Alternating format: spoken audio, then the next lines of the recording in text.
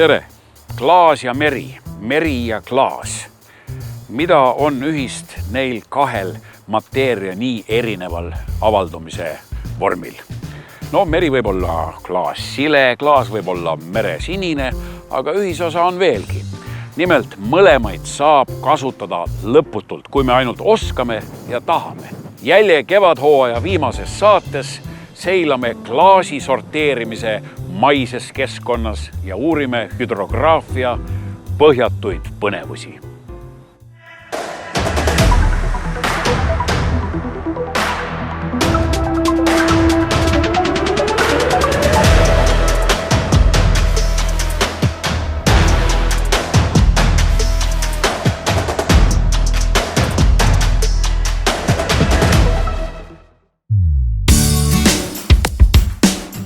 Klaas on täiesti ainulaadne materjal, sest seda saab taas kasutada lõpmata arv kordi, ilma et selle kvaliteet halveneks.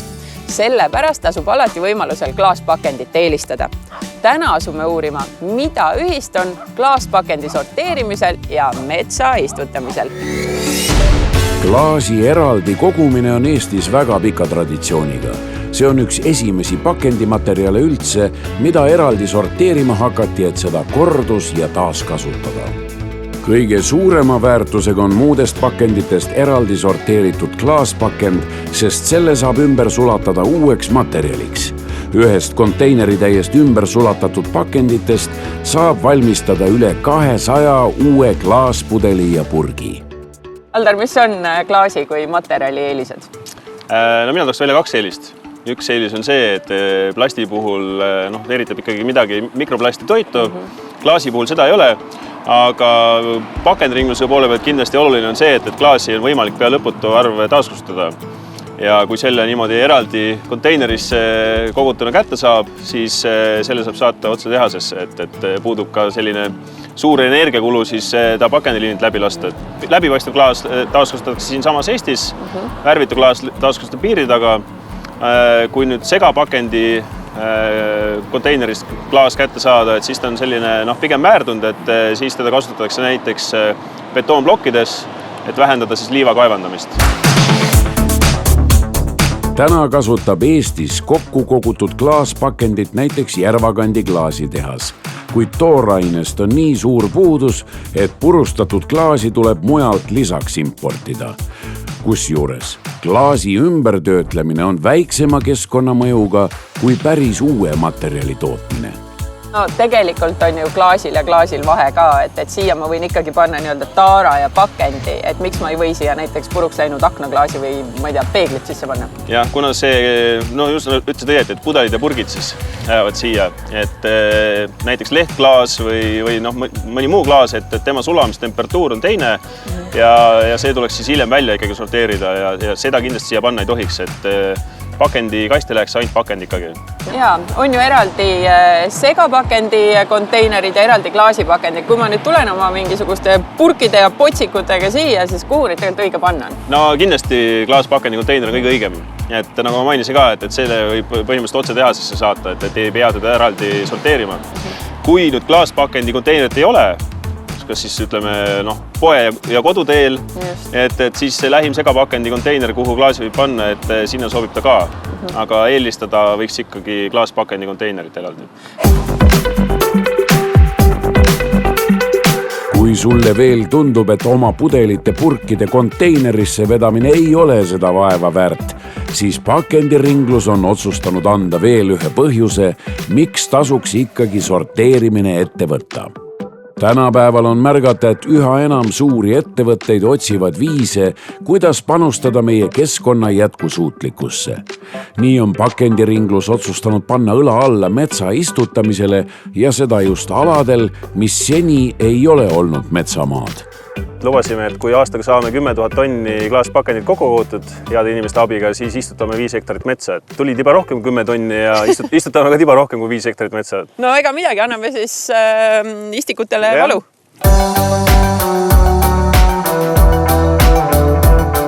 Kui palju puid sellise pakendiringluse algatusega nüüd Eesti metsa juurde tuleb? Tänase päeva eesmärk oli üle 5000 taime tuua metsa. See tulemus saab väga hea olema. No kuidas see kaasaegne metsaistutamine üldse välja näeb, et täna isegi sain siin mõned kuused maha panna, et kas siia jääb nüüd ilus kuusik, millal see raie küpseks saab ja kas ainult sirged kuused hakkavad siin kasvama? Meie eesmärk ei ole täna enam välja kujundada puhtkultuure, sest need ei ole looduses võib-olla jätkusuutlikud. Tekivad ikkagi paratamatult haigused, parasiidid, konkurendid nagu ja me peame arvestama sellega, et kaasnevad puuliigid võib-olla on elujõulisemad ning nõnda me kujundame lihtsalt hooldusraietega, valgustusraietega selle jaoks sobivama tulemuse. Selle tulemusel ta võib raieküpseks saada umbes 60–80 aasta jooksul. Et täna paneme kuused maha, aga näen, et siin on seemnaks kaske sisse jäetud ja nii, et siis jääb siia tegelikult tuleb ikkagi segamets. Ja ikka. Järgmise 3 aasta jooksul meil käib siin aktiivne hooldus ja selle aja peale peaks olema juba lageala uuenenud. Mihkel, miks üldse oluline on, et sellised pakendiringluse sugused ettevõtted metsaistutamisse ja metsade taastamisse panustavad? Ma arvan, et see on hea võimalus anda oma lisapanust nagu CO sidumisse näiteks. Sa oled siin, ma arvan, et 1,5 tunnikest juba rabelenud, et mitu puud maha on läinud, oled lugenud ka? Ma ei ole kahjuks lugenud, aga mul on teine see suur korvitäis või vakatäis, nagu metsamehed ütlevad. Nii et ma loodan, et minu puud kõik hakkavad kasvama eranditult. Ma tulen siia nüüd kontrollima kindlasti. No see ongi tegelikult hästi vahva viis, kuidas Eesti inimene siis erinevate suurettevõtete projektide läbi saab kaasa lüüa metsaistutamist. Et miks ta üldse tegema peaks? No ma arvan, et see on selles mõttes selline ühiskondlik käimatõmbamine, et kui me ise ei tee, et kes siis veel seda teeb, et see, et pakendringlus tahab kätte seda klaasi inimeste käest, on ju väga mõistlik. See, et Vestla mets tahab uut metsa istutada, on samuti väga mõistlik ja eks siis tuligi need jõud ühendada ja mis seal ikka, sellistel asja tuleb alati kaasa tulla, alati neid aidata. Kes siis ei tahaks, et selle raiesmiku asemel siin mühiseks võimas mets ükskord, see on ju väga lahe. Tihti sellised kampaaniad kipuvad jääma ühekordseteks. Kuidas teil tunnen? No ideaalis oleks igavene, aga kindlasti teeme ka siis sellel aastal uue aastase tiiru ja loodame siis 10 000 tonni klaaspakendit taaskord kokku kooda ja kindlasti sektorit metsa istutada. Kus inimesed selle kohta rohkem infot saavad üldse, et kuidas nad saavad panustada, et teie saaksite metsa istutada? Kõige paremini saab panustada ikka niimoodi, et pudelid ja purgid pakendiringluse klaasi kogumiskonteinerisse, et neid on Eestis üle 1000. Tasub minna näiteks kuhuviia.ee lehelt vaadata klaaspakendi konteiner või siis kõige parem info on ikka pakendiringluse kodulehel. Lisaks metsaistutamise algatusele on pakendiringlusel tagataskus veel üks lihtne viis, kuidas tarbija käest tema kasutatud klaaspakendeid veelgi enam kätte saada. 2021. aastal läbi viidud küsitluse tulemustest selgus, et 74% vastanutest, kes täna veel klaaspakendeid eraldi ei sorteeri, teeksid seda juhul, kui konteiner oleks nende kodu juures. Nii on käivitatud tasuta klaaskonteinerite teenus korteriühistutele. Ahaa, kui meil enne oli juttu sellest, et lehtklaasi tegelikult ei peaks siia konteinerisse. Lehtklaasi tohiks panna siia, jah. Et siin on headel inimestel natuke sassi läinud. Aga tubli, et klaas on siin. Selles mõttes. Vähemalt ei ole metsa all, eks. Aga samamoodi võiks see klaas olla siis ka kottidest välja raputatud siia. Selle me võime ju ära teha, et eks see paberkott on tegelikult mõttetu. Kui sa paned kottklaasi konteinerisse, siis pane ilma muu pakendita. Kui keegi veel ei tea, siis koerakaka ei ole klaasist. See läheb olmesse meil praegu. Jah, olmesse seetõttu, et seal on biojääde on pandud plastiku sisse, mida ei saa vist taas kasutada. Aga nii, kas me saame selle klaasi ka siit ringi tõsta kuskilt praegu? Jah, selle me tõstame ka olmeprügikastidena. Ahah. Aga tegelikult on tema koht siis ikkagi jäätmejaamas.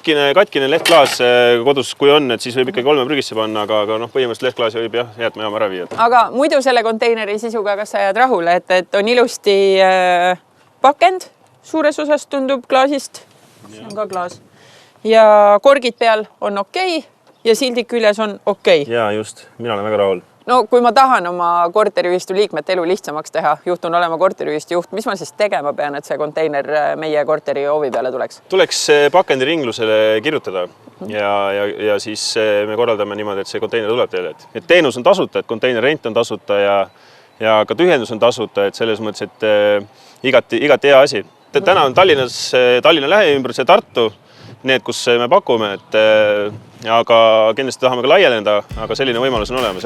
Täna ikkagi on väga palju pakendeid olmeprügis, mis läheb põletusse või prügimäele, et number 1 eesmärk on ikkagi kõik Eesti inimesed sorteerima saada, et meil ikkagi seda keskkonda kauemaks jätkuks.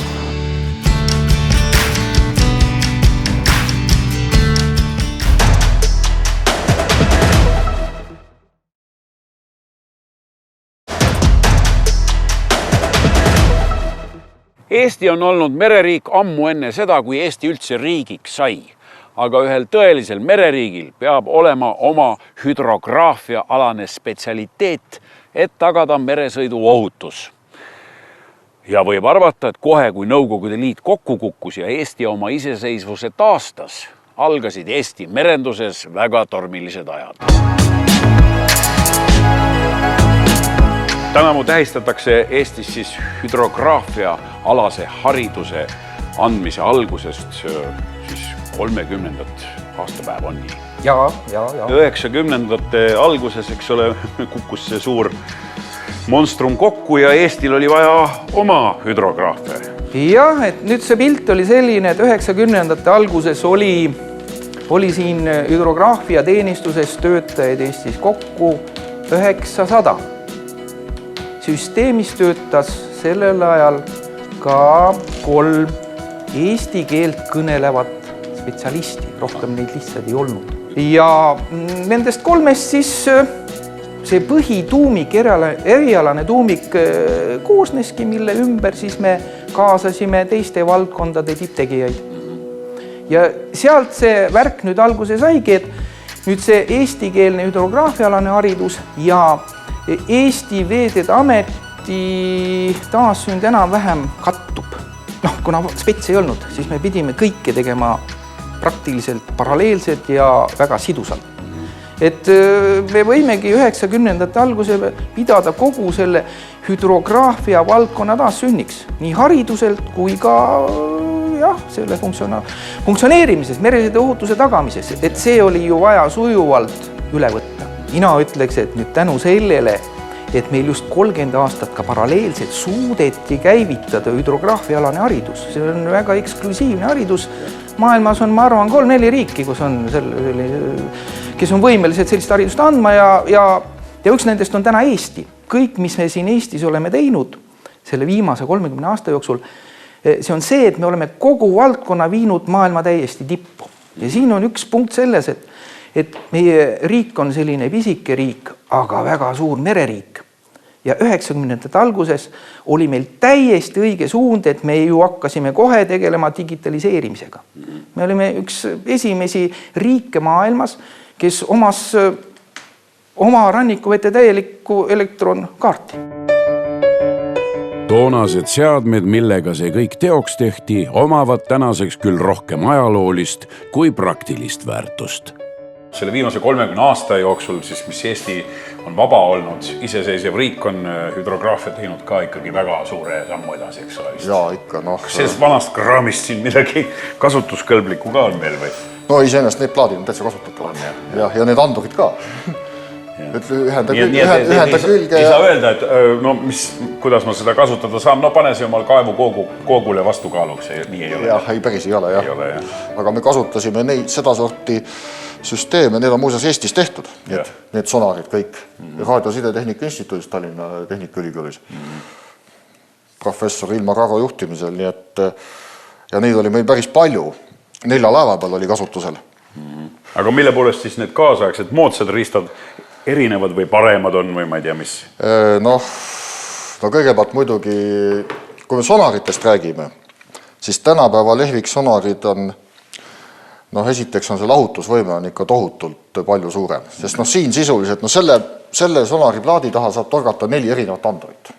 kui me võrdleme nüüd, et 4 andurit, ütleme 4 kiirt, eks ole, võtta lehviksonari mõistes. Aga võtame nüüd tänapäevase lehviksonari, kus on meie lehviksonaritel on 1024 kiirt. Natukene vahet, eks ole. Siis võite väikse kivikese ka välja joonistada merevõrka. Ja üldiselt joonistabki. Millised üldse seadmed on täiesti ja absoluutselt hädavajalikud hüdrograafia alaseks tööks või uurimiseks?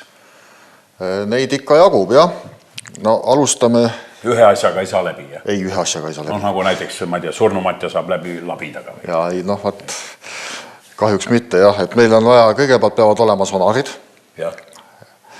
Siis peavad olema positsioneeringuseadmed, ehk siis GPS-id ja GNSS-id tänapäeval. Siis peab olema gyrokompass, et vaadata, mis suunas laeva nina vaatab ja kuidas see sonar vaatab. Siis peab olema kõikumise mõõtja, sest laev kahjuks ei ole stabiilne, vaid kogu aeg käib igattepidi. Ja see tuleb täpselt välja mõõta ja arvestada alati andmetele juurde. Siis on vaja kindlasti helikiiruse profileerijat, sellepärast, et heli ei levi vees mitte otse alla, vaid mööda suhteliselt keerulist trajektoori ja kui me seda trajektoori ei tea, siis me saame väga valesid andmed, olenemalt sügavusest, et mõnekümnest sentimeetrist ka paljude meetriteni võib me puusse panna. Nii et...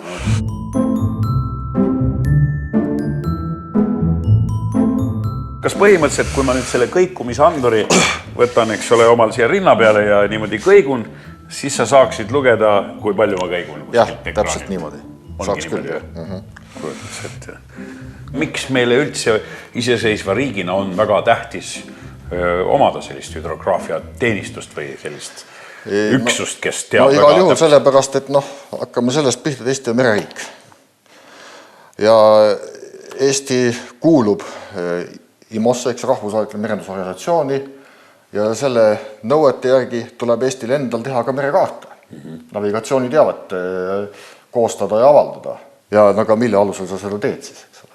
Selleks tuleb piirkond kõik, mille kohta kaarte tehakse, tuleb kõigepealt mõõdistada, sest muidu polegi mille põhjal neid kaarte teha ja sellepärast me tegutsemegi. Valdkonna jätkusuutlikkust ei taga muidugi ainult kaasaegsed seadmed, vaid ka uute spetsialistide väljakoolitamine. Mida täna üks noor inimene saab siin Mereakadeemias hüdrograafia erialal õppida? Õppekava kunagi kandis nimed hüdrograafia, aga praegu selle õppekava nimetus on veeteede haldamine ja ohutuse korraldamine. Tegelikult tudengid meil õpivad mitte ainult hüdrograafiat, nad õpivad ka merekartograafiat, laevateede projekteerimist, navigatsioonimärgistuse disainimist ja siis paigaldamise spetsiifikast, siis rannikuinseneeritehnikat ka. Ehk siis kõik tegevusi, mis tagavad ohutu laevaliikluse. Et 4 aastaga tudengid saavad väga suure osa praktilisi teadmisi hüdrograafia ja hüdrograafia tegevustest. Rasmus, sa oled lõpetanud hüdrograafia eriala? Ma lõpetasin eriala paar aastat tagasi. Ja mis tegi selle eriala sinu jaoks ihaldusväärseks või seksikaks? Mulle just meeldis see, et ma sain minna välismaale tegema neid asju, mida Eestis teha ei saa. Ma käisin praktikal Hollandis ja ehitasime tuuleparke 60 kilomeetrit rannikust. Ja nüüd pärast praktikat läksin tööle ja hetkel ehitame Taani ja Saksamaa vahelist tunnelit, mis on siis merepõhja all. No sinul kui hüdrograafil on seal arvutamist nii et tapab või? Jah, et hüdrograafina on seal erinevaid töid, et peab mõõtma, peab kaarte tegema, peab erinevaid laevu siis seadmeid juurde panema, ära võtma, probleemidega lahendama. Ööpäeva ringselt tegeleme tegelikult. Selleks, et midagi planeerida merre ja näiteks tuuleparke, sa pead teadma, mis on merepõhjas. Sa pead ülemõõdistama merepõhja. Järgmine. Aga kuidas see tekitatud tuulepark mõjutab laevaliiklust? See on väga suur asi kogu riigile ja kogu Eesti siis merele tegelikult need tuulepargid, et siin ma kujutan ette teie õpilased või spetsialistid saavad kõvasti rakendust sellel ajal. Kuhu teha, mida teha, kuhu neid panna, see on ju terve ma mõtleksin järgmiste kümnendite väljakutse. Me ka õpetame tudengid teostada navigatsiooni riskianalüüsi. Aga navigatsiooni riskianalüüs tehakse tegelikult arvutis, sa hindad seda tõenäosus, kogu põrgete tõenäosus ja kõik see, mis tegelikult ohud avamerel on. Aga näed, meie ees on praegu avamere tuulepark. Ja see on Tallinna laht ju. See on väga Naissaar.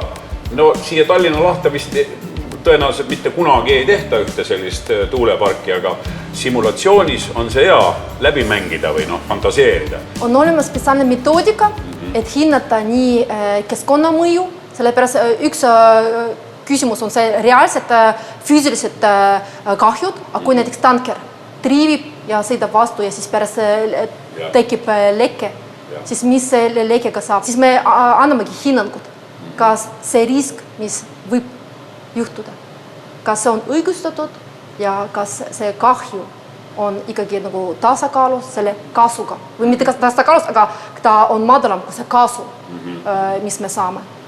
Proovime siis, mis juhtub selle simulaatoriga siis purjus meremehe käes, purjus kapteni käes, kes sõidab Tallinna lahte ehitatud tuuleparki sirgelt sisse.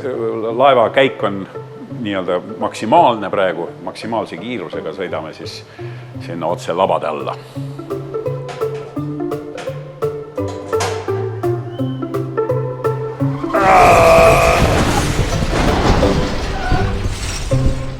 Mis see tulevik sinu kujutluses võiks tuua? 30 aastat Eestis sai mööda. Kas võib juhtuda, et tuleb midagi täiesti uut ka või on kõik juba selge? No, kas tead, see on väga hea küsimus. Sellepärast, kui me räägime üldse hüdrograafiast, kujutate ette, et 2001 aasta oli Marsi planeedi topograafia kõik teada juba.